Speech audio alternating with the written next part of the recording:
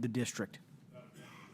I'd like to thank our witnesses for being here today to speak about the sacred right to vote in free and fair elections. I'll put it bluntly, allowing non-citizens to vote in American elections is a slap in the face to every American who fought and sacrificed for this right. In 2021, New York City became the largest municipality in the country to allow non-citizens to vote in local elections. However, even former Mayor Bill de Blasio, a committed progressive, he refused to sign this legislation when it came to his desk. Even he agreed that there's a value to American citizenship in the right to vote. While I was chairman of the New York State Republican Party, I sued New York City's council, and the courts ruled against the city allowing non-citizens to vote, deeming it unconstitutional. Allowing those who are not American citizens to vote in our elections, whether it's here in the nation's capital or in any locality or state, it threatens the integrity and the security of our elections and devalues what it truly means to be an American citizen. Mr. Cuccinelli, Congress has given tremendous authority over the government in the District of Columbia, and this includes authority over elections within the district. On the other hand, Congress's role in the state and local elections is generally quite limited. What actions could Congress take to ensure that other municipalities don't follow the lead of New York City and open their municipal elections to non-citizens? Well, what you're doing here with the ACE Act is obviously a good step, because in the area you have the greatest authority, the District of Columbia, you would be advancing protection of citizenship, and I agree with you, Congressman, on the value of citizenship itself is devalued when non-citizens vote, and appreciate, frankly, the role you played in New York in dealing with the City of New York's attempt to massively devalue its U.S. citizens' own votes in that city. This is a problem across the country. It is being dealt with state by state. You mentioned an article by Chris Arps of St. Louis, if I recall correctly.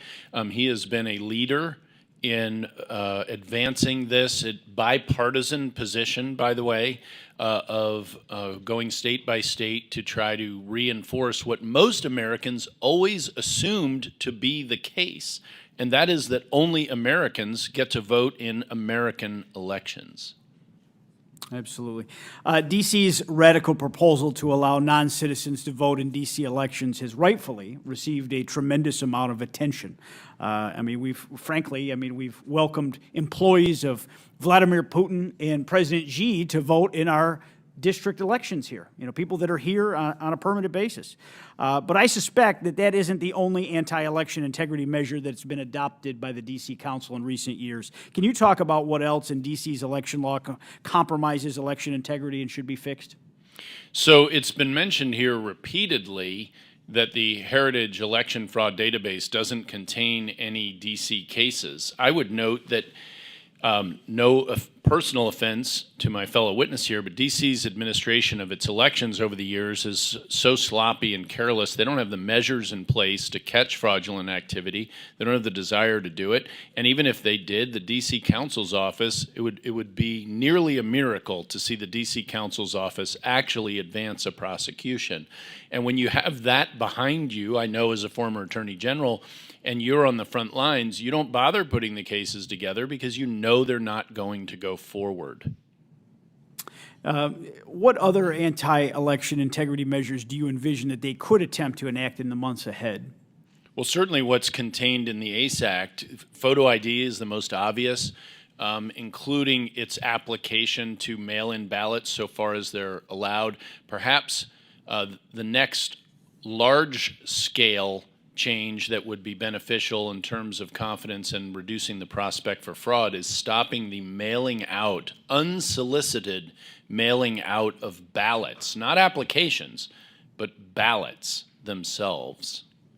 Thank you. And I'll say it again. Allowing non-citizens to vote in American elections is a slap in the face to every American who fought and sacrificed for this sacred right. Our nation's capital and many other cities around the country should never throw away centuries of progress and sacrifice.